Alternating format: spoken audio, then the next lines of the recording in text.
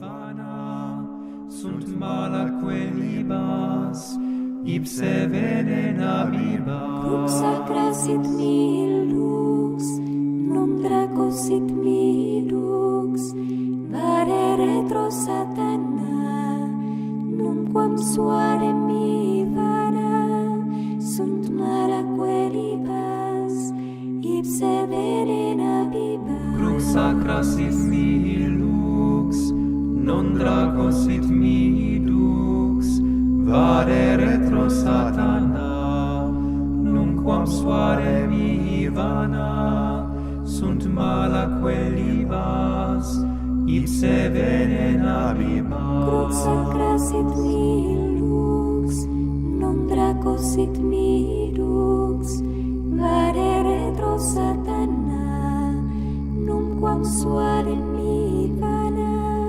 sunt mala quelibas, ipse venena vivas. Crux sacra sit mihi lux, non draco sit mihi lux, vade retro satana. Muy bien, entonces vamos a hacer un curso de demonología. Incluye este curso también la pastoral de exorcismo. Estos cursos van dirigidos para los obispos, sacerdotes, los ayudantes, de seminaristas también, ayudantes y colaboradores de exorcistas y de pastoral de liberación, y todos los fieles católicos en general que quieren conocer un poco cómo manejarse en este campo de lo preternatural con las acciones ordinarias, que es la tentación, y las acciones extraordinarias del demonio, como la posesión, la vejación, la obsesión, la infestación diabólica. Voy a hacer una introducción y voy a decir qué temas vamos a ir viendo a lo largo de varias clases, práctico y teórico.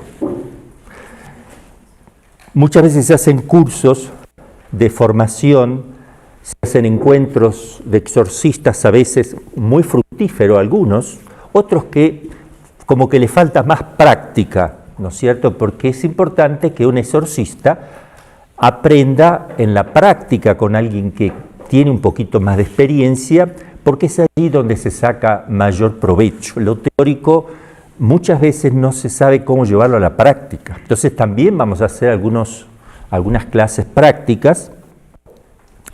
Y también tengo que, explicar, yo estuve ya en el año 1992 en Roma, hasta el 95, en ese tiempo que estuve estudiando teología dogmática, hice la licenciatura en teología dogmática y otros estudios de Santo Tomás, especialización en Santo Tomás, y aproveché esos años, del 92 al 95, que conocí al padre Amort, un franciscano me lo presentó. Jamás he hecho yo un exorcismo previo, nunca tenía idea de todo esto también, o sea, un poco sí porque tenía un seminario de buena formación.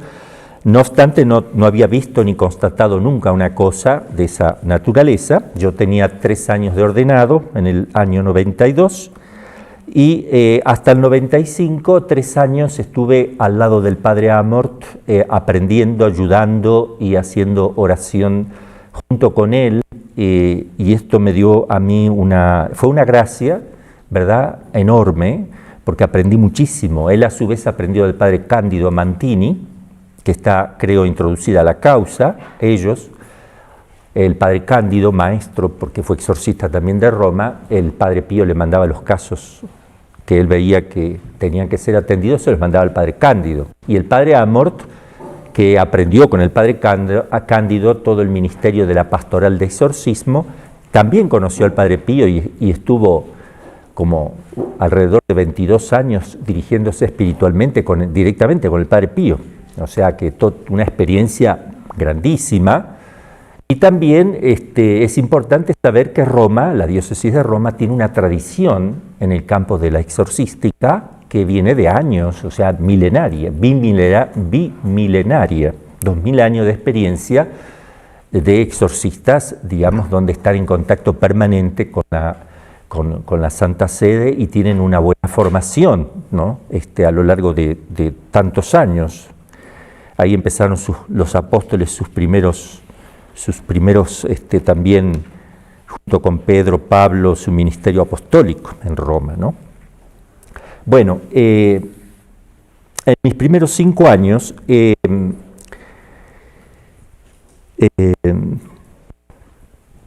hecho más de 10.000 exorcismos. Un solo caso, por ejemplo, no digo 10.000 casos distintos, sino 10.000 exorcismos. Por ejemplo, tuve un caso que le hacíamos 10 exorcismos diarios mínimo, porque era un caso tremendo de un año entero donde todos los días íbamos con un grupo de sacerdotes, un caso donde el padre Amor dijo, yo jamás llegué a tener un caso de esta naturaleza, fue un caso tremendo. Y gracias a Dios nos duró un año, pero fue muy difícil, hubo sangre, hubo heridas, hubo de todo. Con eso empecé el kinder. El padre Amor decía, wow, qué manera de empezar, porque viajábamos y hablábamos con él. Yo tenía un grupo de sacerdotes que estaban aprendiendo y me acompañaban en esta pastoral con este caso. Llegamos a ser hasta 12, 14, 15 sacerdotes a veces, ¿eh? Y en un año, haciendo 10 veces diariamente, son 3.600, solo con un caso, en un año, para que vean, 10.000 exorcismos. Bien, así que no quiero contar, eso en 10 años hice muchísimo, ni los quiero contar, pero me dedicaba mucho tiempo a eso. Luego, de a poco, cuando hicimos esta fundación, tuve que mermar en la práctica, ¿verdad? Porque veía que Dios me pedía también otra cosa. Quise poner, llevo 30 años con este tema del exorcismo, entonces quise escribir, he escrito ya, de hecho más de 1.000 páginas, estoy escribiendo un libro sobre todo este tema, pero es tan denso y se junta con tanta actividad y a veces uno está un poco ya cansado y un poco envejecido. Entonces todo eso hace que por ahí no pueda yo concretar, tal vez no llegue a concretar el libro, pero por lo menos voy a dar estos cursos donde trataré de poner al servicio de la Iglesia lo que uno va aprendiendo, ¿no? Otros que sabrán más, pondrán más, yo pongo lo que sé, lo que tengo, lo que se me ha dado, lo que Dios me ha permitido tener, limitado, pero creo que son cosas importantes porque llevo mucho tiempo, he tenido contacto con muchos exorcistas, he tenido encuentros internacionales en Colle Valenza, Italia, creo que en el 2000, 2001, 2002, por ahí. Pero bueno, los cursos no son ya necesarios cuando uno tiene tanta práctica, porque ¿qué te puede agregar un curso? Si los cursos los tenés todos los días, tantas horas diarias, esos son los cursos que tienes, o sea, los cursos son para aquellos que quieren iniciarse, por eso también estos cursos, que son más que un curso de 3 días, van a ser una serie, yo creo que vamos a estar casi el año entero, exponiendo temas, y qué temas vamos a ir viendo. Bueno, en todas las diócesis y arquidiócesis que he estado, por gracia de Dios, he trabajado, porque me han nombrado exorcista, he trabajado como exorcista en todas, y con mucho trabajo. Ahora tengo un poco menos, solo atiendo sábados un poquito, y por ahí día de semana en algunos casos también, pero poco, porque tengo otras actividades que hacer. Ya va mermando mi actividad en eso.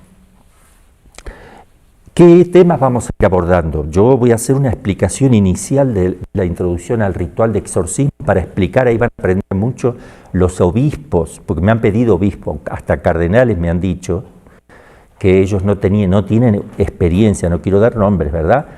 Experiencia porque en el seminario no lo han aprendido, cardenales de otros países. Y también obispos que me dicen, yo no tengo idea de cómo empezar. Monseñor, usted es obispo, es exorcista. Usted es un apóstol, es exorcista, tiene que averiguar porque usted tiene esa responsabilidad sobre sus hombros y es muy delicado porque es un mandato expreso de nuestro Señor. 3 mandatos expresos ha dado. Predicar el Evangelio, expulsar demonios, curar enfermos. Y para eso hay sacramentales y sacramento para esas cosas, ¿verdad? Entonces sí es importante, el ministerio de Cristo también se sintetiza en esas 3 cosas. Él fue a predicar el Evangelio, el tercer misterio de luz, la predicación del reino de Cristo. Predicar, salir a predicar, hacer conocer a Dios y su doctrina. Expulsar los demonios no es solo expulsarlos, también hacer todo lo necesario para que las personas se liberen de esa acción maléfica, como son confesiones frecuentes y todo. Es también cuidar en el campo de la tentación, el discernimiento de espíritu. Sanar enfermos no es solamente curar, qué sé yo, un cáncer, no, es todo. Es la enfermedad del alma y del cuerpo, como hace la unción de los enfermos, que tiene por finalidad sanar y fortalecer al enfermo y darle la gracia para pasar el momento que tiene que pasar, y como acción secundaria tiene la curación física también, si así Dios lo quiere. Entonces ahí tenemos expresado un sacramento, directamente Cristo lo pone al sacramento, y el exorcismo es un sacramental puesto por la Iglesia porque ella tiene el encargo ese. Entonces tiene un sacramental, y el más importante de todo, que es el sacramental del exorcismo, el ritual del exorcismo. Entonces vamos a explicarlo. Voy a ver un poquito, una breve historia breve, donde vamos a ver cómo fue desarrollándose el tema del exorcistado desde la época de Cristo, primero cómo lo ejerció Cristo. Vamos a tener una o dos clases prácticas donde yo voy a ir a donde hago los exorcismos con 4, 5, 6 religiosos que me ayudarán, y vamos a hacer un simulacro con ellos. Vamos a hacer cómo se sostiene un poseso, qué cosas se utilizan, cómo se acuesta un poseso, cómo se lo sostiene, en qué momento se lo tiene que acostar en una cama, en qué momento se lo puede atender en un sillón, qué tipo de sillón, qué tipo de personas tienen que haber ahí, cuántas personas tienen que haber, qué tienen que hacer las personas que están ahí, qué pasa si es mujer, qué pasa si es varón, qué pasa si es un niño menor, qué pasa si tengo que tener médicos, tiene que haber algún especialista, algún científico al lado, ¿es necesario, no es necesario? Bien, todo eso.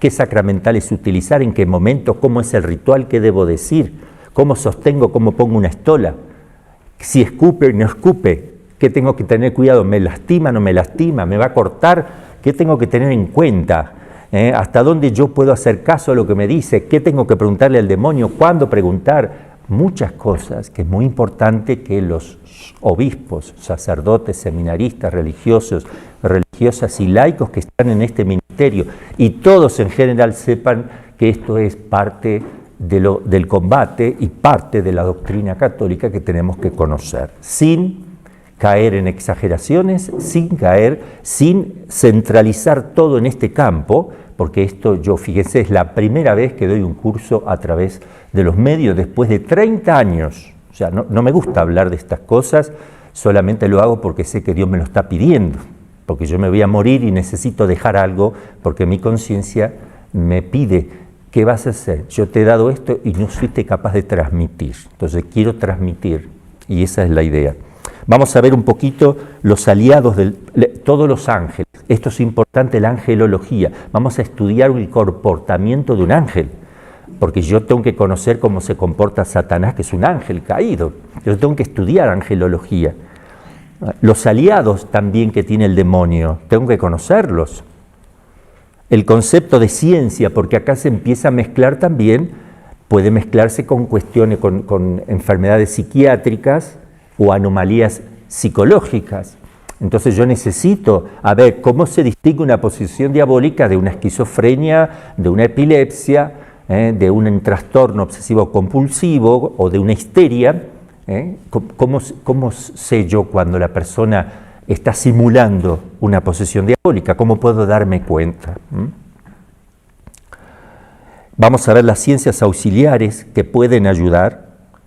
Vamos a ver lo que es una ciencia y la que no es una ciencia, que muchos están poniéndolo como ciencia cuando no lo es. Y ahí vienen muchas confusiones. Me refiero a la parapsicología, que es una pseudociencia, y lo vamos a explicar, lo voy a enseñar. Los fenómenos parapsicológicos, por tanto, tampoco son científicos, porque es una pseudociencia. Entonces no puedo yo acudir a la parapsicología para que me explique un fenómeno que lo explica la teología o la psiquiatría o la psicología o cualquier otra ciencia que verdaderamente es ciencia.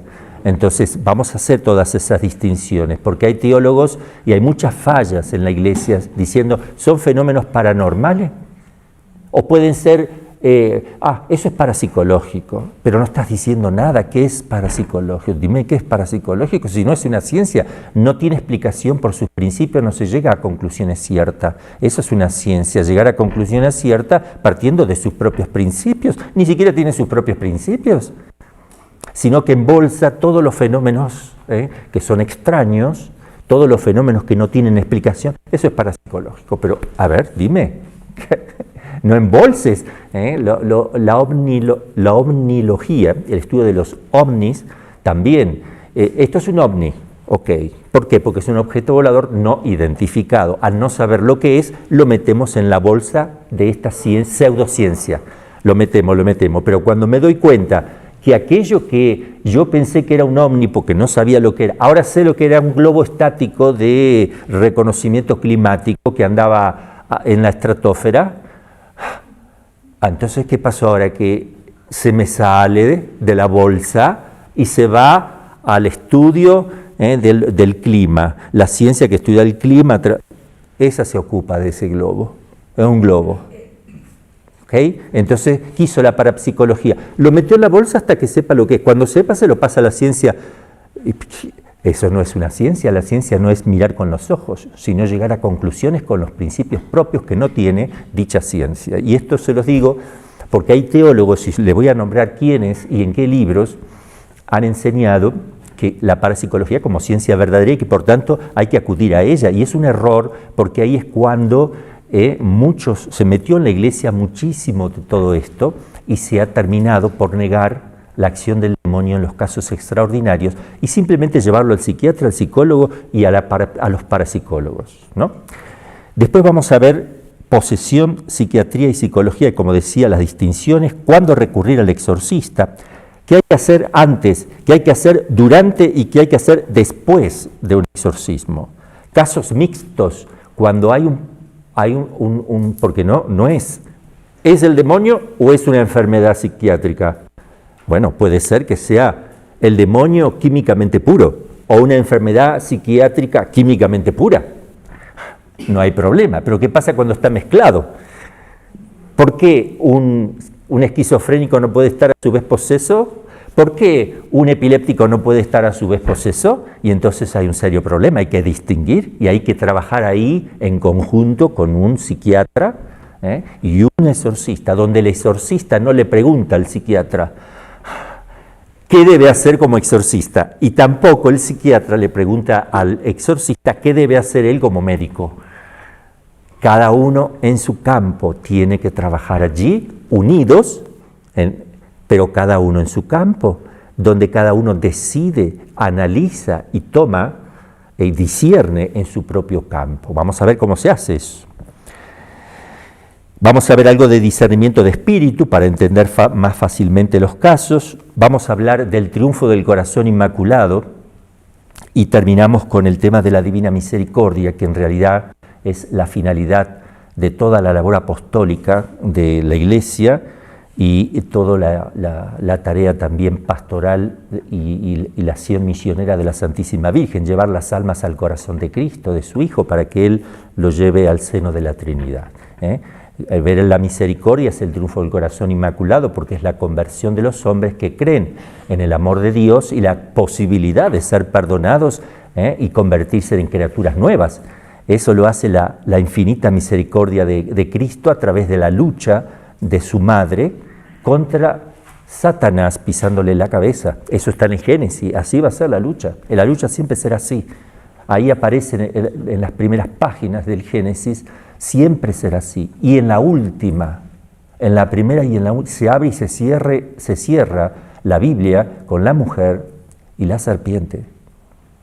El ataque y la lucha entre Satanás y la mujer en Génesis 3 y después en el Apocalipsis 11 y 12, más que nada 12, versículo 7, ahí tenemos la expulsión de los ángeles del cielo y ya la lucha del dragón contra la mujer, que la mujer representa a la Virgen María y la Iglesia, pero también la Virgen María y que está dando a luz, porque la iglesia también da a luz, y el demonio quiere devorarse a quien está por salir de esa mujer, que en ese caso, como ella tiene dolores de parto, no es Jesús el que está por salir ahí, porque el demonio saldría corriendo, el dragón saldría corriendo, pero somos nosotros, porque ella nos pare a nosotros con dolor. A Cristo no, porque ella es virgen, antes, durante y después del parto. Bien, entonces después haremos preguntas y respuestas. Esto es más o menos un desarrollo que vamos a tener a lo largo del año. Vamos a ir subiendo esto en su debido tiempo. Y ya lo vamos a anunciar por los medios. Bueno, en primer lugar vamos a ver el ritual. Lo voy a ir explicando, la introducción al ritual de los exorcismos. El ritual anterior del Papa Paulo V, que fue promulgado en el año 1614, ese fue el que se mantuvo durante tanto tiempo, llamado el ritual toledano, de Toledo, de la ciudad de Toledo.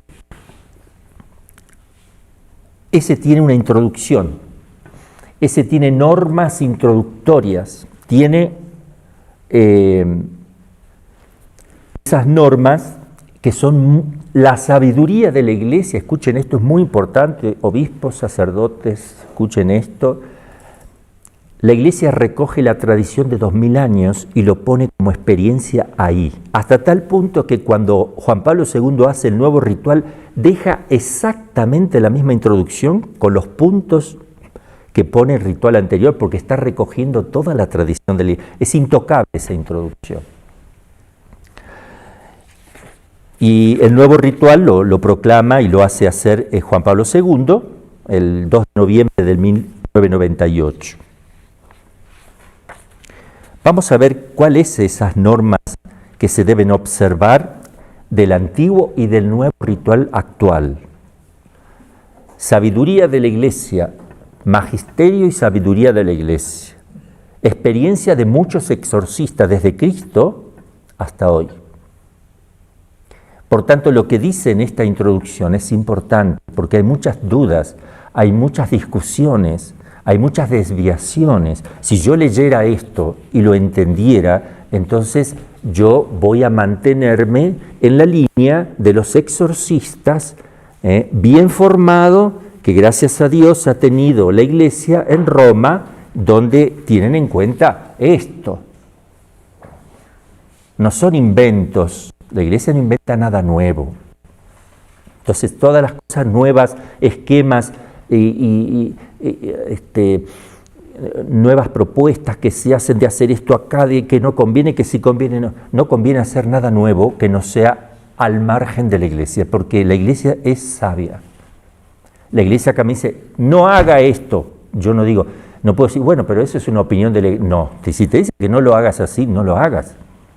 Estás tratando con cosas muy delicadas. Si te dice, esto podría hacerlo o no, ya. Pero si te dice, por favor, esto no lo haga, esto hágalo de esta manera, es porque debemos hacerlo así. Nosotros no somos exorcistas por cuenta propia. Solo es exorcista el que es delegado por el obispo, que es exorcista por su propia ordenación sacerdotal, porque así lo dispone la Iglesia, pero no exorciza el sacerdote, exorciza la Iglesia a través del sacerdote cuando está delegado. Si no está delegado, también exorcista, ahí sí exorciza o hace oración de liberación el sacerdote como sacerdote, que tiene un poder muy fuerte, también en nombre de la Iglesia, pero no oficialmente en nombre de la Iglesia. Esa es la diferencia. Ya vamos a ver eso, porque a veces preguntan, ¿qué ritual puedo usar? Yo voy a hacer oración de liberación, ¿se podrá usar esta pequeña oración del toledano? ¿Se podrá usar esta pequeña otra oración de un ritual oriental? Bien, están todas esas preguntas, todo eso lo vamos a ir viendo. Voy a empezar a leer. Ustedes podrán, los que siguen este programa, podrán ir viendo después en la pantalla. Está escrito en bilingüe, español traducido, y en latín al lado, para que, si alguno sabe latín, pueda corroborar que la traducción es correcta. Punto 1. El sacerdote que se prepara a exorcizar las personas atormentadas por el demonio, esto es la iglesia que habla, 2000 años, experiencia de 2000 años, ritual del 1600, pero de antes también. De las normas estas son experiencias orales también. El sacerdote que se prepara a exorcizar las personas atormentadas por el demonio debe estar provisto de especial y expresa autorización del ordinario. Puede ser el obispo en ese momento. Si no está el obispo y está el administrador porque se murió el obispo y surge un caso, el ordinario, en ese caso la iglesia le permite al ordinario delegar un caso a alguien. Por eso pone el ordinario, por si no llegara a ser el obispo, pero es el obispo. Es exorcista el obispo por su condición de apóstol. ¿Qué es lo que no puede hacer un sacerdote no delegado? Un sacerdote que no tiene delegación para el exorcismo, puede hacer oración de liberación tomando, por ejemplo, si toma del ritual nuevo, oficial de la iglesia, toma solo las letanías, no hay problema. Está diciendo la letanía de los santos, que lo puede sacar de cualquier lado, no hay problema eso. Lo que no puede hacer es usar el ritual oficial sin permiso en su totalidad, pero especialmente la oración de exorcismo, de precativa e imperativa, como lo trae el ritual nuevo. No puede hacer eso. También puede alguien hacer oración de liberación tomando frases o trozos del ritual anterior toledano, porque ¿qué no puede hacer el sacerdote? Utilizar el ritual vigente oficial de la iglesia si no está oficializado.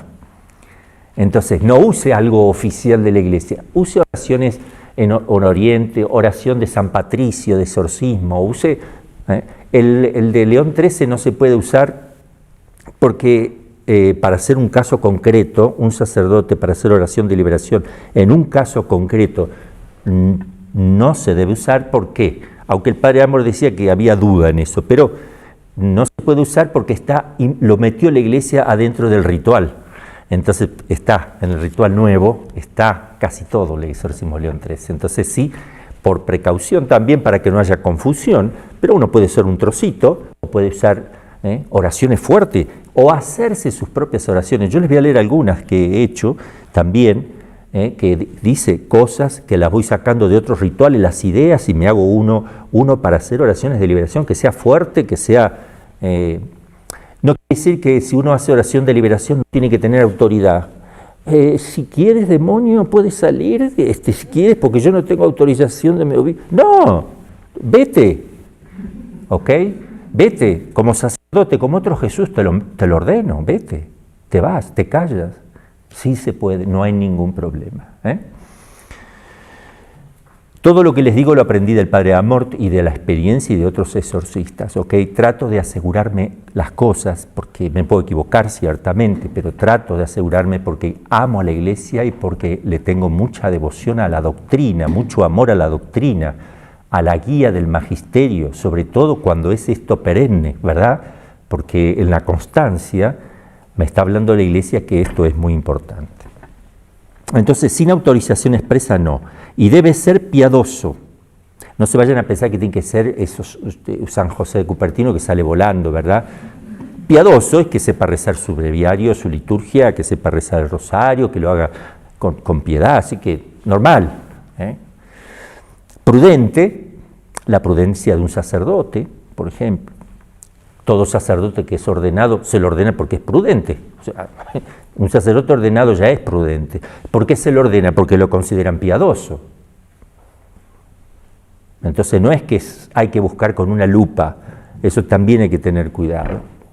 No, yo no, porque tengo mis pecados y obviamente, el único que entonces tendría que hacer exorcismo es la Virgen María y Jesús.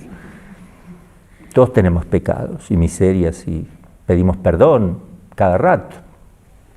Entonces, prudente, poseer integridad de vida, no tener doble vida, confiando no en su poder, no soy yo el que lo hace.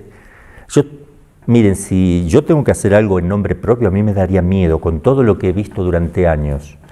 Yo no me atrevería jamás, ni que me pongan un revólver en la cabeza, de desafiarle personalmente al demonio. Jamás, jamás. Prefiero que me maten, porque soy de naturaleza inferior, me destroza. Pero como no lo hago en nombre propio, no tengo absolutamente ningún miedo de nada, porque si me quiere matar ya, adelante. ¿Matas a Jesús? ¿Qué problema hay? Si murió Él y quiso morir. No hay problema. Cuando uno lo hace, no en nombre propio, no desafía al demonio Él, sino que lo enfrenta con la iglesia, lo enfrenta con Cristo. Te desafío en nombre de Cristo. Te vas al infierno en nombre de la Madre de Dios. Te calla la boca en nombre de la iglesia. Confiando no en su poder, sino en el divino. Debe ser desprendido de todo apetito de los bienes humanos, no ser mundano, no ser materialista, para poder cumplir su deber religioso movido por una constante caridad y humildad. No confundir la humildad con la falta de carácter, o la soberbia con tener firmeza. No lo confundamos.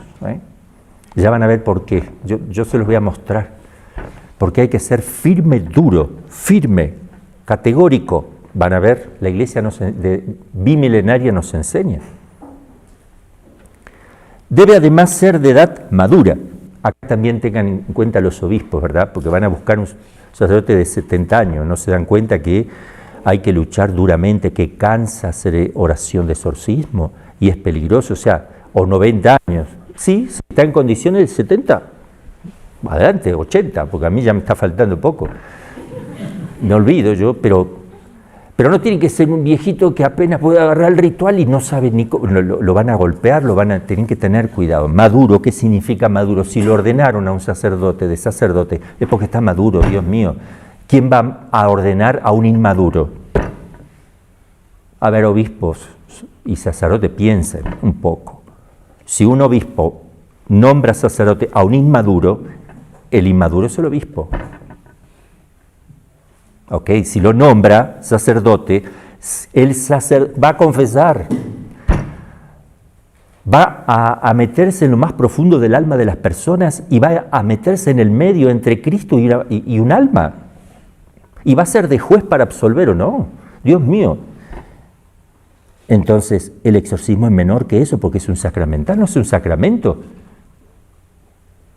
Va a dirigir almas. Es una labor importante. Bien, entonces, maduro, sí. No vas a poner un recién... lo acabas de ordenar. No, bueno, déjale por lo menos 10 años, 5, 10 años. Bueno, ya lo podemos considerar maduro. Maduro desde que se ordenó, pero un poco más maduro, si queremos. Digno de respeto, no solo por el encargo, sino por la seriedad de las costumbres. Segundo punto, para poder cumplir rectamente su oficio, esfuércese de conocer muchos otros documentos útiles a su tarea. Tiene que conocer, tiene que haber leído algo, tener experiencia, escritos de probados autores, y que aquí, por brevedad, no indicamos. Y se sirva de la experiencia de ellos, o sea, ir a la práctica, experiencia, a ver. Además, observe diligentemente estas pocas normas. Por favor, diligentemente observe estas normas. Entonces, quien no lo hace no puede ir a hacer exorcismo porque no estoy conociendo, no tengo la orientación de la iglesia. Acá está la orientación de la iglesia. Observe diligentemente estas pocas normas particularmente necesarias. Particularmente necesarias. Tercero, en primer lugar, no crea fácilmente que alguien esté poseído por el demonio.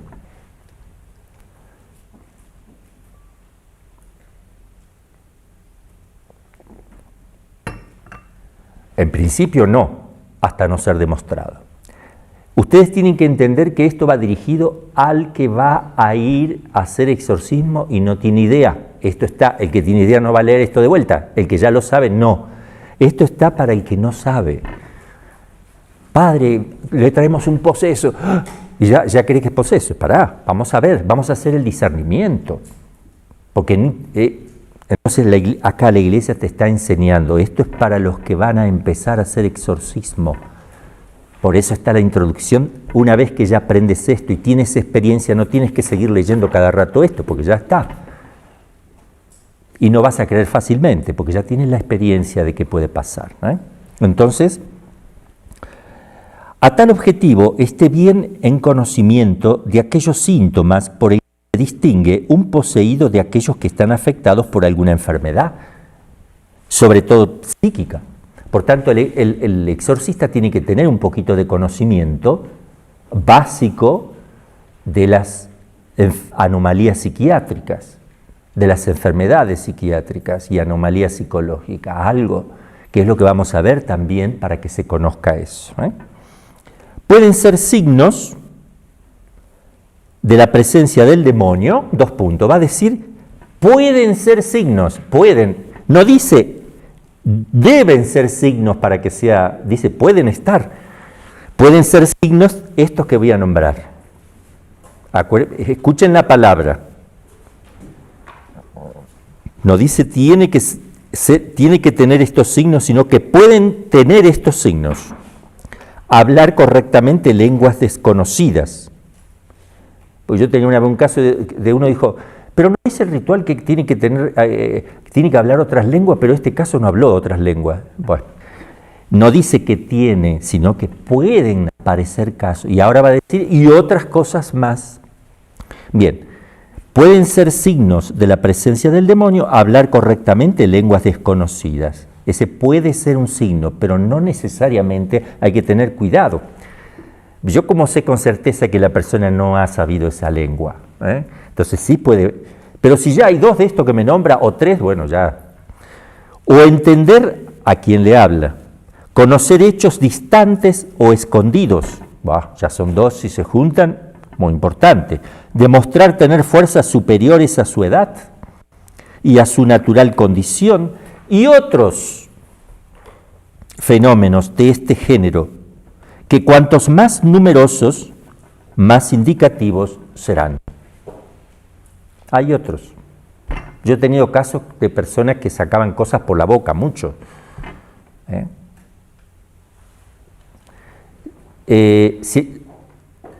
Bueno, ¿alguno tiene alguna pregunta que hacer? Si alguno de los presentes tiene preguntas para hacer, me levanta la manito. Madre Gloria.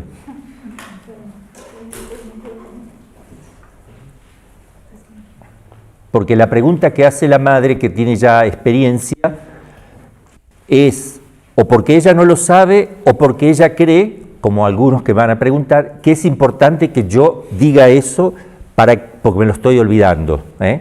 O algunos preguntarán de ustedes porque nunca vieron. Entonces acá hay quienes tienen experiencia y quienes nunca vieron nada, para que pregunten, para que todos los que escuchan, sean los que ya tienen experiencia o no, también puedan ustedes preguntar en nombre de ellos, de alguna manera. Sí, madre.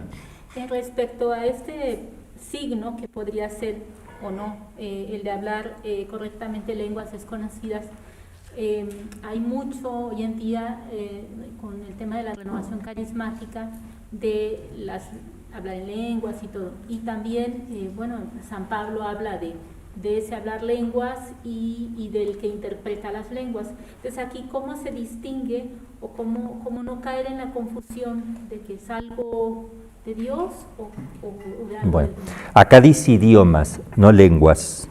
No dice lenguas en el sentido de las lenguas carismáticas, la de San Pablo, acá habla de idiomas distintos, incluso puede interpretar o entender perfecto el idioma de otras personas. Yo he hablado en francés, en italiano a personas y hasta en latín, personas ignorantes me han contestado, o sea, perfectamente, y mejor que yo.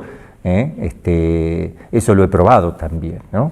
Entonces, sobre hablar en lengua sí hay un tema que más adelante podríamos hablarlo, que también hay casos donde hablan en lengua y no viene de Dios eso, ¿no? Hay que tener cuidado, no todo el que habla en lengua es porque Dios el Espíritu Santo lo está moviendo, ¿eh? Hay algunos que hablan porque quieren aparecer, Otros hablan porque todos hablan, y si él no habla queda mal.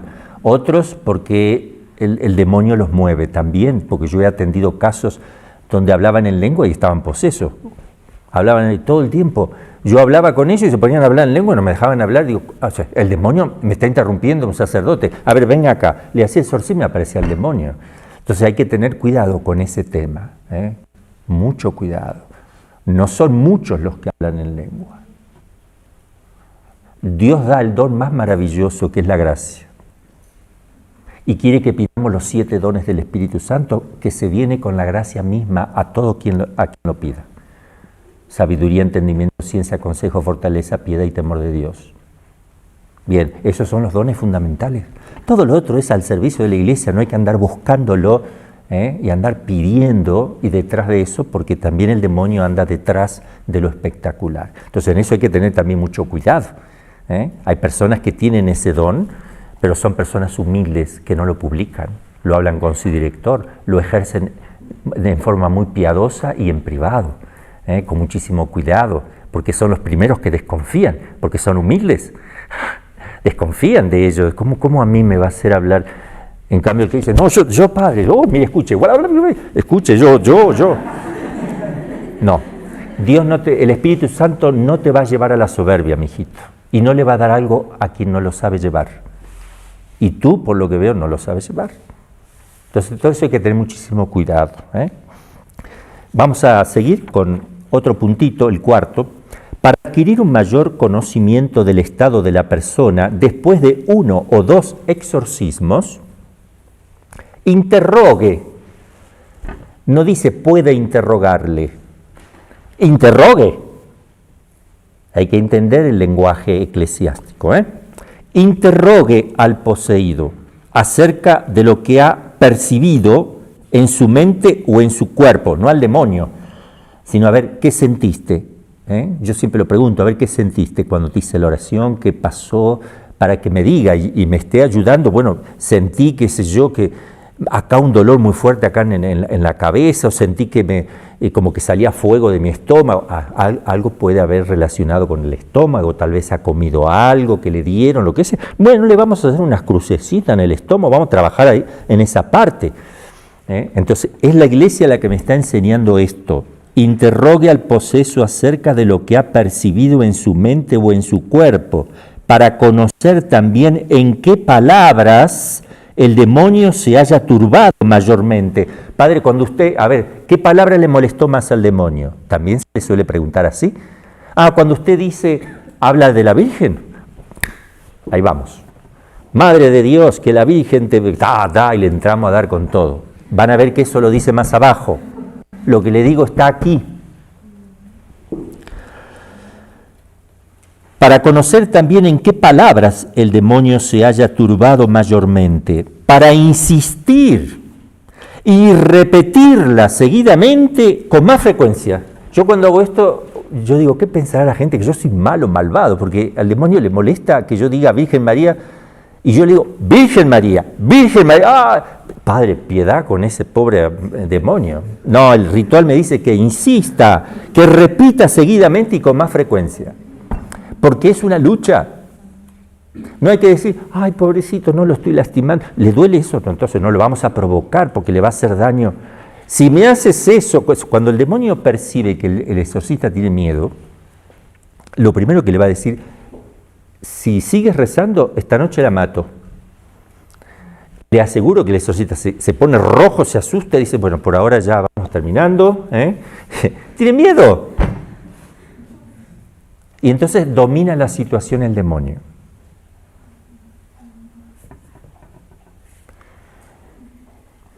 Quinto, trate de advertir de qué artificios y engaños usan los demonios para engañar al exorcista. Cuidado.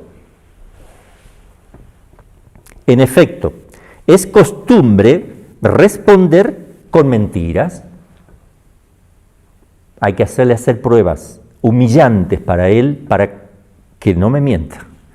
Y con todo, podría mentirme.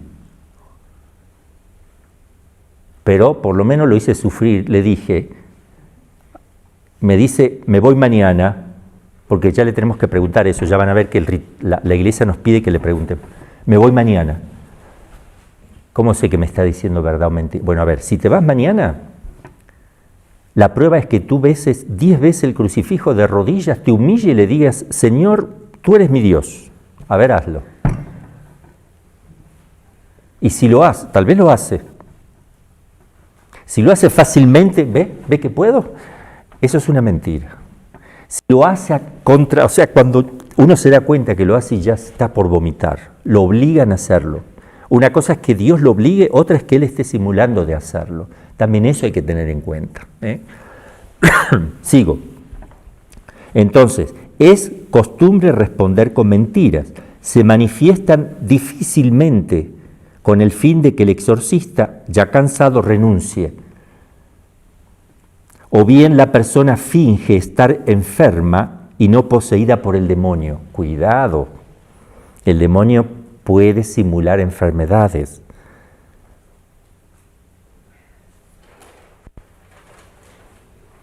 Para confundir al sacerdote. A veces los demonios, después de haberse manifestado, se esconden. ¿Qué significa se esconden? ¿Que está detrás del armario? No. Que parece que no hay nada. Porque ellos se manifiestan en algún lugar del cuerpo, a través de los ojos siempre mirando, cuando son posesiones, ¿no? Hablando, moviéndose, pero también se localizan en alguna parte del cuerpo. El espíritu tiene que actuar en conexión del cuerpo, tiene que haber un contacto. No actúa como el alma al cuerpo, no es la forma del alma, del cuerpo. El alma actúa de otra manera, pero él usurpa, él mueve violentamente, él mueve de afuera, no de adentro como el alma. El movimiento del alma es intrínseco, el movimiento del demonio es extrínseco. Pero está localizado en algún lugar. No porque un espíritu tenga que estar en un lugar, pero al poseer se localiza a través del cuerpo, para los que saben filosofía. Se localiza no por el espíritu, sino por el cuerpo a quien está tomando. Y toma una parte, toma el cerebro, toma acá, está acá, en distintas partes donde está relacionado con los maleficios normalmente que le hacen con, qué sé yo, siente pinchazo en la cabeza y el maleficio fue con un muñeco donde le metieron agujas en la cabeza, justo en esa parte. Y ahí es donde le duele a la persona. Y ahí es donde está actuando el demonio porque le han dado poder de actuar en ese sector con las agujas y con el maleficio. Entonces todo eso también está relacionado, para que vayan sabiendo. Entonces a veces los demonios, después de haberse manifestado, se esconden y dejan el cuerpo libre de toda molestia con la finalidad de que la persona se crea totalmente liberado. ¡Wow! A ver, hacemos otra oración. ¡Ah, ya no hay más nada! Y ese es error de muchos exorcistas cuando comienzan de decir a la persona, ya está, es que creen que es un exorcismo o dos y ya te vas a tu casa, ya no hay más nada, porque estaba enojado, lo trajeron ahí, ¡guau! Y rezaron y quedó tranquilo. Ah, ya estás liberado. Cuidado. Incluso la siguiente vez que viene, le hice y no pasó nada. No, están liberados ya, bien, damos gracias a Dios, una misa en acción de gracias, vamos a hacer una fiesta, y qué alegría, Padre, y se convirtieron los vecinos y todo. Y a las 2 semanas de vuelta lo mismo, patea, rompe, blasfema y los vecinos. Y ahora, al final, ¿qué hacemos con la fiesta? Lo que comimos, lo que gastamos en la fiesta, hicimos una misa en acción de gracias y ahora qué vergüenza. Entonces nunca hay que decir, estás liberado. No se está manifestando. Ya terminó, Padre. En este momento no está. Vamos a seguir viniendo. Venga dentro de una semana, siga practicando su vida espiritual. Le hacemos un programita, obviamente, de vida espiritual, que ese es otro tema que por ahí no se hace. Uno cree que le sacaste el demonio y ya el otro sigue tu vida como... No. Si el demonio está en esa persona molestándole, es porque Dios se lo ha permitido. Si Dios se lo ha permitido, tiene una finalidad. Dios obra por un fin como el ser humano, que es racional. El ser humano es racional, obra por un fin. Dios es persona, también obra por fines, como los ángeles también.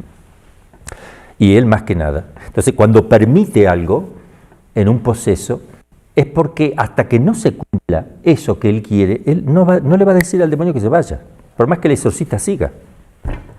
El exorcista seguirá su trabajo, pero tiene que descubrir qué quiere Dios que haga esa persona. Entonces averigüe un poco, confiésela, conozca a la familia. ¿Qué ha pasado? Averigüe bien, porque se va a dar cuenta que tal vez el poseso odia a su padre. Entonces el odio a su padre, la falta de perdón, por más que tú estés toda la vida, él no se está confesando ese punto, no está solucionando ese problema. Entonces el Señor no le va a sacar el demonio, hasta que él no lo advierta, hasta que no le ayuden y no saque ese problema. Porque con ese problema él se va a condenar. Entonces sacarle el demonio sería falta de amor. Dejáselo, que siga viviendo y que purifique y que hasta que se convierta de verdad. Entonces no es sacarle un problema al poseso, es ayudarlo a llevar ese problema para que él entienda qué le está pidiendo Dios, qué tiene que cambiar en su vida, él, sus familiares. Entonces, eso también hay que tener en cuenta. Ya lo vamos a ver eso también, porque uno cree entonces, la gente cree que va al sacerdote como cuando va a un brujo para que le saque un problema, en el momento. ¿Qué tengo que hacer, padre? Dígame la fórmula.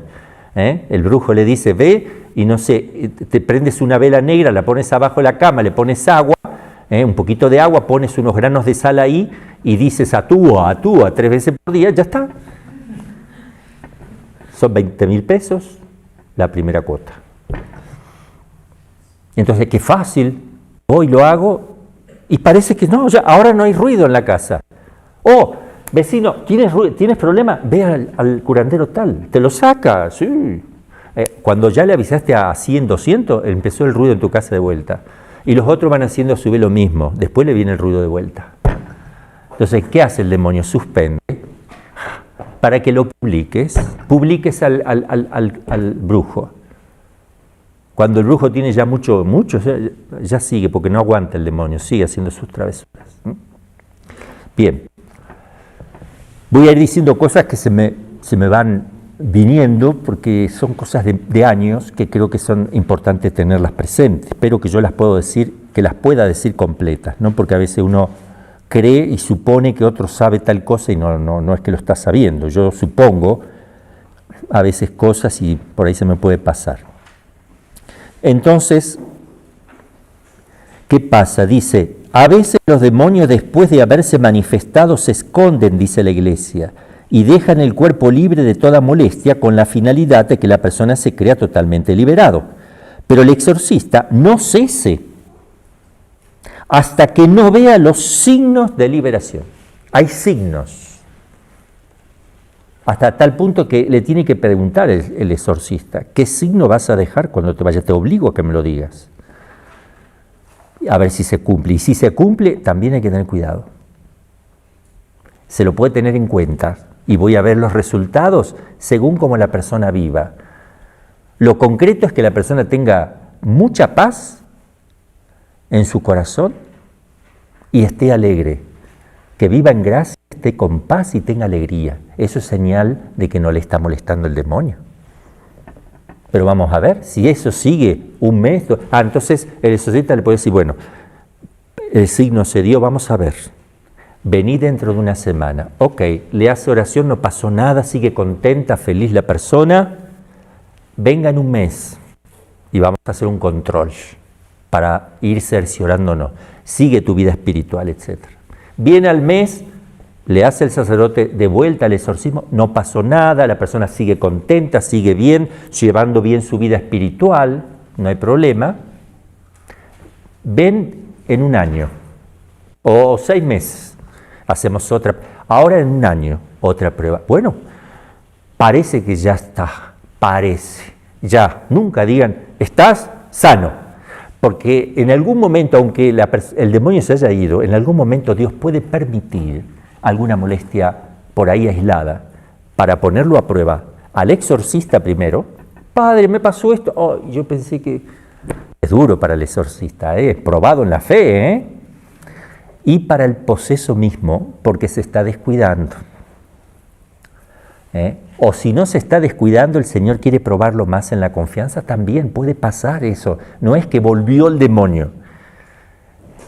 Circunstancialmente lo molestó, pero ya no es como antes, que cada vez que se hacía oración se manifestaba, o cada vez que había algo, una oración o algo para rezar o alguna práctica de piedad, se molestaba. Ahora ya no, ya es esporádico. Y puede pasar que cada tanto eso lo maneja el Señor. Entonces no hay normas fijas. Puede ser que con un exorcismo se vaya. Sí, yo tuve casos con un solo exorcismo. Yo me sentía Sansón, Hércules. Era cuando yo empezaba, ¿verdad? Pero no hay que tener cuidado. Son los casos que le ha sucedido un maleficio a la semanita nomás, que duró poquito, pero los casos donde vienen de muchos años es distinto, ya cuesta más. Y a veces hay casos que tenía el padre Amor y Cándido también, grandes exorcistas, que los seguían teniendo desde siempre, desde que empezaron a ser exorcistas, siguen y siguen, pero la persona le va ayudando, le ayuda, viene cada 3 meses y le ayuda porque se fortalece y sigue en sus actividades y se fortalece. Y Dios quiere eso, que lleve con paciencia eso por la salvación de muchas almas y para la purificación de la persona. Entonces, practica perfectamente su vida espiritual, ya no le molesta que el demonio le moleste, porque ya se lo ofreció al Señor, ya dice, bueno, si el Señor lo quiere, ahí está, yo seguiré luchando, iré cada 2 meses o 3 al exorcista como me pidió, seguirá haciéndome oración para fortalecerme, y ya, y seguiré. Hay casos que duran un mes, una semana, un día, eso depende de qué tipo de posesión es, depende el tiempo, depende la voluntad de Dios, depende la colaboración de la persona, depende también de muchas cosas que ya lo vamos a ver, de otros factores también. 7. Otras veces los demonios ponen en acto todos los impedimentos que puedan a fin de que el poseído no se someta a los exorcismos.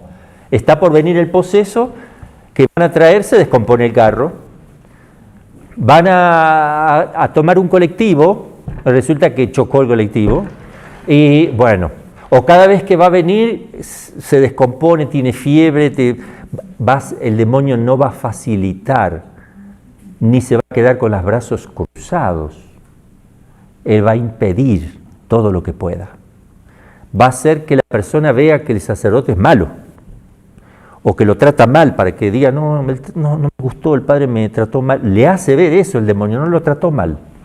Le hace ver eso para desanimarlo, que no vaya. O los demonios se esfuerzan de convencer que se trata de una enfermedad natural. De vuelta lo pone. A veces durante los exorcismos hacen que el poseído duerma. Uno está haciendo el exorcismo, está durmiendo. No pasa nada, no hay que desanimarse, acá te lo dice, la iglesia ya ha pasado, así es la historia de la iglesia, así son los exorcismos en la historia, en los 2000 años, así, se te puede quedar dormido, sigue haciendo el exorcismo, y le muestran alguna visión también, le pueden mostrar visiones. Padre, la Virgen me dijo, la vi, Jesús, vi al Padre Pío que me dijo esto, hay que tener mucho cuidado en los posesos, está todo mezclado, el demonio está ahí, entonces hay que tener mucho cuidado. Mira, por ahora no le hagas caso a la Virgen María ni a Jesús, hazme caso a mí, porque no sabemos si es Jesús o si es la Virgen María, tú me haces caso a mí. Cuando quedes liberado y cuando ya estamos seguros de todo, si ves que Dios te pide algo, ya vas a ir aprendiéndolo con el discernimiento, yo te voy a ayudar, pero por ahora ten cuidado. Sí es importante que se lo diga al sacerdote. Padre, mire, me pasó esto. ¿Qué más te pasó, tata? Porque ahí a veces puede estar que realmente, muchas veces se hace presente la Virgen María, realmente. O Jesús, o un santo. Ellos ven ahí, los demonios se aterrorizan cuando ven a San Miguel ahí, porque uno lo invoca y todo. Eso es importantísimo también saberlo, que sí. Pero cuando reciben mensajes que deben hacer esto, deben hacer aquello, que le diga al Padre que haga esto, cuando mandan órdenes, cuando manda que le diga, eso hay que tener, eso. Apariciones o mensajes de Cristo y María, mucho cuidado. Padre, dice la Virgen María que no use más este ritual, que lo que tiene que hacer usted es esto. decirle a esa Virgen María que ya la iglesia me está enseñando acá, que lea la introducción. Hay que tener cuidado con las órdenes dadas. Si ella quiere que yo haga algo, me lo va a poner en mi corazón, porque tiene total libertad de entrar en mí. Me lo va a poner a mí, no te preocupes. No tienes que decirme, ella a través de tu boca lo que yo debo hacer. Estoy hablando de cuando son casos de molestia. Hay sacerdotes que hacen todo lo que le indican, y ahí viene el problema, se confunde todo, se mezcla todo. Porque el sacerdote cree que Jesús le manda a decir a través del poseso tal cosa y ahí ya perdiste, se te va a oscurecer todo el panorama, vas a abandonar, te vas a desanimar y te vas a dedicar a otra cosa. Entonces, le muestran alguna visión, otras veces, escondiéndose a sí mismos para aparentar que el enfermo está ya liberado. También tengan cuidado. Algunos demonios declaran de haber recibido un maleficio. Dicen que entraron por tal maleficio. Declaran también por quién ha sido hecho y en qué modo puede destruirse. Pero se debe estar atento a que por esto no se dirijan a los magos o a los adivinos. No hay que ir a un mago o a un adivino. Ustedes dirán, esto es obvio,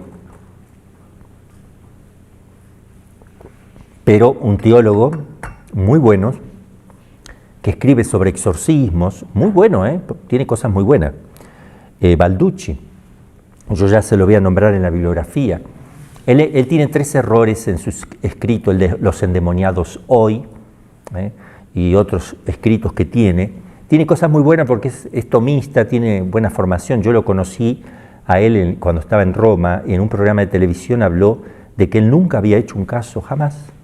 Y no pensaba hacer casos ni ver ningún caso. Él es teórico nada más. Y tiene 3 errores en sus escritos, porque leí todo. Tiene 3 errores, y lo decía el padre Amor también, ¿no?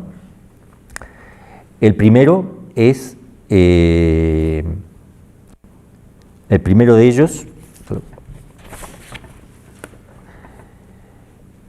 el primer error es que nunca vio un caso y nunca hizo exorcismo. Entonces, cuando va a decir algo práctico, tiene que tener cuidado. Si tú estás escribiendo en lo teórico, quédate en lo teórico.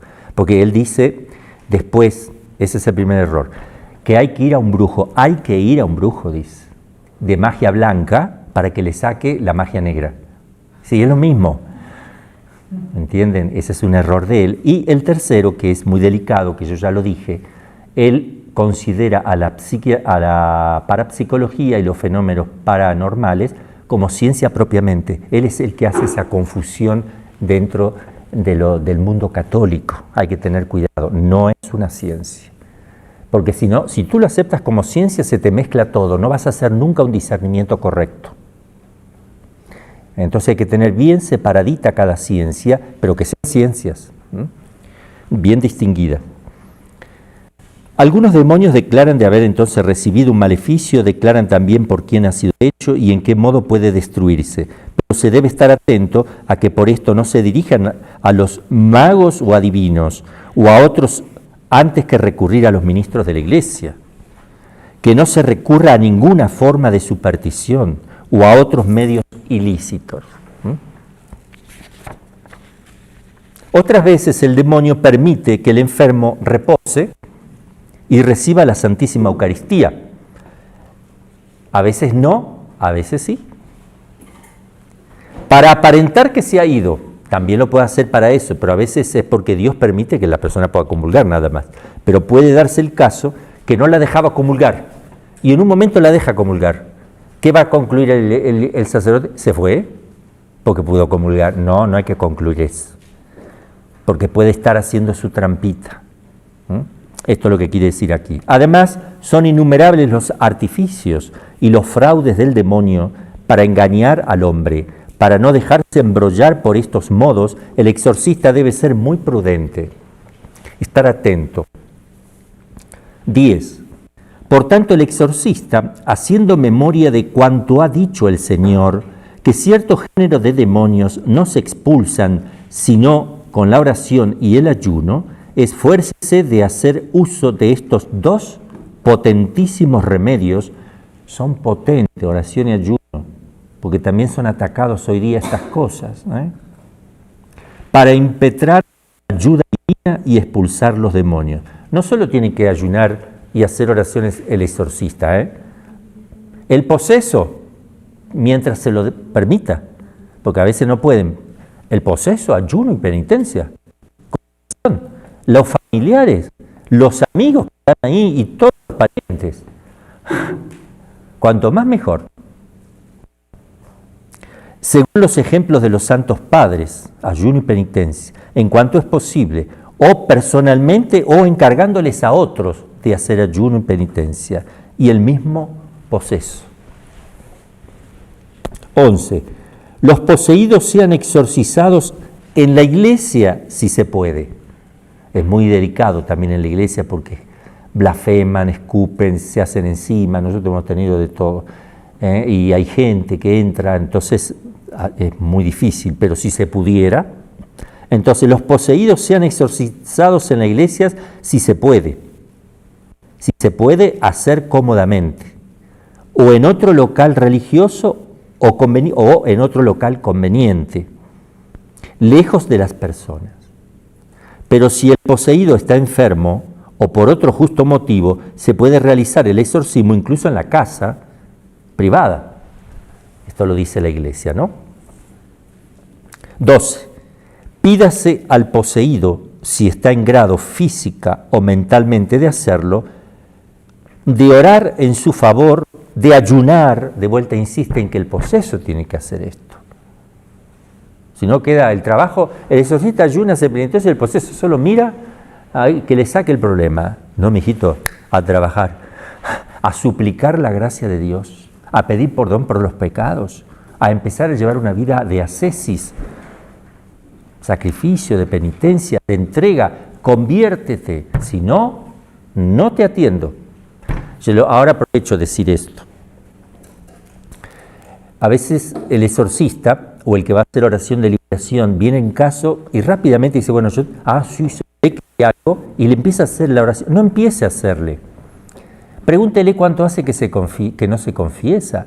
Pregúntele qué vida espiritual está llevando. Hágale un plancito de vida espiritual. Dígale que parece que sí tiene al demonio, pero que él no le puede hacer oración hasta que la persona, al menos durante 15 días, que va a venir dentro de 15 días, no haga este plancito de vida espiritual. Una buena confesión de toda su vida, bien hechita, sin callarse ningún pecado.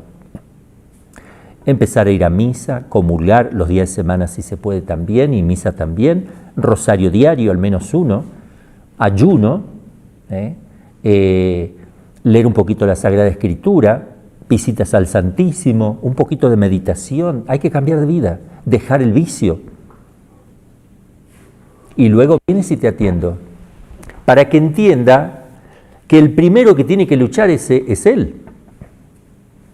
Y que entienda que Dios no quiere que él luche para sacarse al demonio y luego se terminó. Cuando Dios vea que él, a pesar de que se vaya a ir el demonio o lo que sea, seguirá toda su vida luchando y salvará así su alma, se lo va a sacar. Pero si él ve que en adelante él, porque Dios sabe todo lo que va a pasar, sabe que si se lo saca fácilmente, él va a seguir pecando. Y por segunda vez, cuando viene el demonio por segunda vez, es más difícil.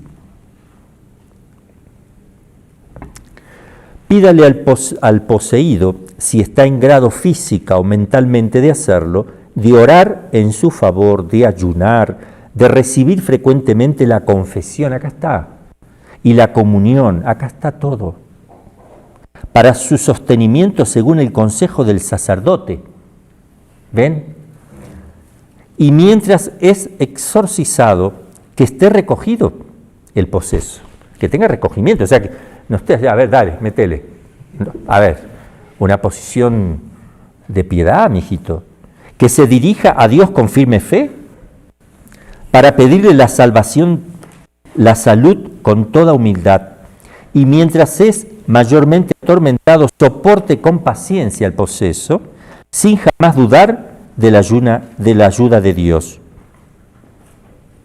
Y el exorcista o el que hace oración de liberación debe decirle al poseso o al vejado o al obseso o el que está con algún problemita, alguna influencia, que cuando él esté rezando, el poseso debe resistir a los movimientos, porque el demonio te puede mover un miembro, mientras tú se lo facilites, más fácil lo va a hacer, pero si tú mentalmente rezas y dices, no, Señor, no, le viene deseos de darle un golpe al sacerdote, de darle un cachetazo, de patear, y la persona se pone a rezar y resiste, de no aflojar, no querer que le use el pie. Claro que si el demonio quiere, puede hacer que aunque él no quiera, lo va a hacer igual. Pero por lo menos no eres colaborador, por lo menos no estás asociado, porque luchas, te quieres desentender totalmente de esa acción. Eso es luchar internamente, rezando mentalmente al menos, si no puedes vocalmente, y resistiéndote a todo movimiento que el demonio quiera hacerte. Toda palabra que él te quiera hacer decir, trata de callarla, no lo hagas, a no ser que no puedas. Eso también es muy importante que se los digan. Y esa colaboración es muy personal del poseso. 13. ¿Cuánto tiempo me queda? Media hora todavía. Bien. 13. Tenga el crucifijo en la mano. 10 minutos.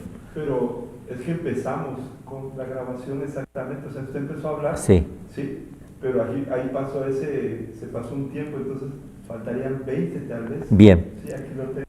Igual, tenga el crucifijo, igual. Tenga el crucifijo en la mano o a la vista. También las reliquias de los santos, cuando se pueden obtener, sostenidas con seguridad las reliquias. Y convenientemente, esto es tradición de la Iglesia, pueden ser puestas con reverencia sobre el pecho o la cabeza del poseído.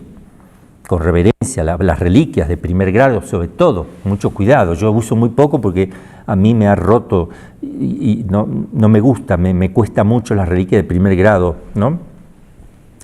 Pero se debe estar atentos que los objetos sagrados no sean tratados en modo indigno o sufran daños por el demonio. No se coloque la Santísima Eucaristía sobre la cabeza del poseído o sobre ninguna otra parte del cuerpo por el peligro de irreverencia. En algún caso, el exorcista experimentado podrá saber si la persona en qué momento está tranquila, sabe si es agresiva, ya sabe si va a lastimar o no el Santísimo. Si la persona sabe y conoce bien y ya tiene experiencia de exorcista, con mucho cuidado, la Eucaristía puesta en una buena teca, con un buen sobrecito, puede con mucho cuidado colocarlo un ratito en el pecho, si la persona, porque ya conoce el caso, pero eso hágalo en todo caso después de mucho tiempo, de mucha experiencia.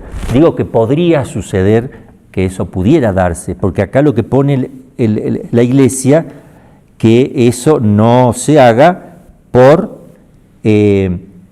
el peligro de irreverencia, pero con la prudencia de la cual me está hablando, yo podría, lo mismo en la reliquia de primer grado, también podría saber en qué momento yo las puedo poner. Si no, prefiero cosas que no se rompan, estampas plastificadas, porque las despedaza, y también son estampas benditas. Entonces uno las plastifica para ser más durita, y usa medallas grandes de San Benito, cosas que no se rompen, para colocarle a la persona en distintos lugares, con respeto siempre al cuerpo, ¿verdad? 14. El exorcista no se pierda en muchas palabras, ni en preguntas superfluas o de curiosidad. ¿Quién va a ganar las elecciones en México? No hay que preguntar cosas futuras, sobre todo a los hechos futuros, o escondidos, ocultos, porque eso es el que va a los adivinos, o sea, es como que te tienen las cartas, más o menos. que no se ajustan a su oficio, pero imponga al espíritu inmundo de callar y de responder solo a sus preguntas. Te callas y solo respondes a lo que yo te digo. Y ni siquiera le crea si el demonio finge de ser el alma de algún santo. Esto es un problema grave para... Hoy día está toda esa discusión. O de un difunto, o de un ángel bueno. Soy San Miguel. No, soy la tía Julia. Entonces, ¿quién me dice que no? La Iglesia, con su experiencia de 2000 años, no le crea. Siga el exorcismo. Es que no, es un alma perdida. No, la Iglesia no te lo está enseñando. Yo hablé este tema con el Padre Amor, me decía lo mismo. No, las almas perdidas, eso, algunos piensan eso, dice, pero no es así. Y si alguien aparece ahí, yo soy Jorge Alberto Pérez, yo era conde de Francia, ¿y qué hago acá adentro? ¿Qué hago acá? ¿Qué tengo? Son todas distracciones del demonio. Miren, yo al inicio se me presentaban. Soy tía Julia. Soy Julia. Yo seguía, porque yo conocía esto. Soy la pariente. Cállate la boca. Cállate la boca. A ver, Satanás te calla. Yo abría los ojos diciendo, no, es que soy Julia. Te calla la boca y seguía yo mi oración. Porque acá me está diciendo la Iglesia eso. Cuando yo empecé a hacer eso, no apareció nunca más ningún caso de almas perdidas. El demonio sabe que yo hago esto en cualquier parte del mundo, donde me toque hacer un exorcismo. No aparecen. Ahora, sé de casos donde el sacerdote le cree, y uno detrás de otro, y empiezan a tener su propia teoría sobre eso. No, es que parece que el alma no sé qué. A ver, eso te pasa por no hacer lo que la Iglesia de 2000 años te está poniendo aquí como experiencia. La Iglesia es sabia, la Iglesia es la que lucha contra Satanás, no tú. Lo hace la Iglesia, la que te hace el ritual, es ella. Tú no luchas, tú no disciernes por ti mismo, tú disciernes con lo que la Iglesia te proporciona. Eso es humildad. Yo no me atrevo a tomar decisiones contrarias aquí, porque eso no es una decisión al margen, es contraria. Acá dice así, ¿verdad? Bien claro, ni siquiera le creas si el demonio finge de ser el alma de algún santo o de un difunto o de un ángel bueno. Quedó claro, lo digo para los obispos, los sacerdotes, gente seminaristas, por favor, porque sé que hay sacerdotes buenos incluso, muy buenos, que se confunden con este tema y lo difunden y crean confusión. Díganle, lean la introducción al ritual de exorcismo. 15. Las preguntas necesarias para hacerle son preguntas necesarias que yo, tengo que hacerlas, porque son necesarias. Tengo que hacerlo. Les repito lo anterior, ¿no? Voy a partir de aquí. Ni siquiera le creas si el demonio finge de ser el alma de algún santo o de un difunto o de un ángel bueno. Repito, porque hay corrientes de sacerdotes que no conocen esto y hacen sus teorías que son almas perdidas, que hay que hacerle nada. No es que solo, repito, están al margen, sino que están en contra de estas indicaciones concretas. No hay que hacer caso a esas almas que dicen ser Napoleón o qué sé yo quién, porque sí, ustedes se ríen, pero sí, y que necesitan otro tratamiento, no sé, que necesitan que hagan una Ave María y ya está, gracias, encontré la luz, ya está, no le hace más exorcismo porque no era el demonio y ya se fue, entonces ya qué le voy a hacer y se siente bien ya la persona, por un tiempo. Bien, las preguntas necesarias para hacerle son, por ejemplo, aquellas sobre el número, repito la pregunta, las preguntas necesarias, no las preguntas que podría, no, las necesarias, porque además hay otras. Para hacerle son, por ejemplo, aquellas sobre el número, ¿cuántos son? Es necesario hacerlo, no es, de hecho el ritual manda, El ritual toledano, el anterior, manda decir, te ordeno que me digas cuántos son, cuándo entraste, cómo entraste, cuándo te vas, a través de qué entraste ahí. Entonces, por ejemplo, aquellas sobre el número y sobre los nombres de los espíritus presentes. ¿Cómo te llamas? Porque cuando dicen su nombre se debilitan. Sobre el tiempo en el cual han entrado, ¿cuánto hace que estás aquí? Sobre la causa de la posesión, ¿cómo entraste? Y otras parecidas. Y más, lo que usted crea, lo que el sacerdote cree conveniente preguntarle con el fin de averiguar bien de qué se trata el asunto, sin curiosidades y cosas futuras y nada de eso. Hay que tener mucho cuidado. Con la experiencia el sacerdote ya se va ubicando. En cuanto a las otras futilidades del demonio, la risa, empiezan a reírse, acá está, 2000 años de experiencia de ja, ja, ja, ja, hacen cosas para que uno diga, pero este está enfermo de la cabeza. Risas, divagues, todas esas cosas que uno dice, pero esto no es un poseso. Sí, cuidado. Te lo está diciendo aquí la iglesia, aparte nosotros los sacerdotes sabemos de eso. Se hacen los tontos, para que el sacerdote se vea humillado delante de todos. Padre, ¿con qué? Pero este tiene que ir a la psiquiatría. Y usted está creyendo que lo hacen pasar por momentos difíciles al sacerdote y a los presentes y a la misma persona que a lo mejor está escuchando lo que le está saliendo y no lo puede controlar. Padre, yo estoy loca. Entonces, en cuanto a las otras futilidades del demonio, la risa, los divagues, el exorcista ignórelo y desprécielo. Cállate, y seguimos. Y amoneste a los presentes, por favor, los presentes, que deben ser pocos, de no hacer caso, no se pongan a reír, porque yo tenía casos donde el demonio empezaba a hacer chistes. ¿Me entiende? Y hacían reír a la gente que estaba ahí, jajaja, jajaja, y se armaba un clima que yo... A ver, se callan la boca, nadie se ría, si no se van, porque se crea un clima, el demonio te quiere crear un clima de... así, de reírse, de pasarla bien, de jajaja, de todo, he tenido de todo, pero acá entiendo todas estas indicaciones, son muy importantes. Entonces, de no hacer caso, dígaselo a los de al lado, de no hacerle preguntas al poseso, los demás no, sino más bien de orar a Dios por él con humildad e insistencia. Es el sacerdote el que interroga. 16. Los exorcismos deben decirse o leerse ordenadamente ordenando con autoridad, con gran fe, con humildad y con fervor. Con autoridad, cállate la boca. Callas la boca. Porque no soy yo, es la iglesia que hace así. Es Jesús que lo hace callar. Calla y sal de él, decía Jesús.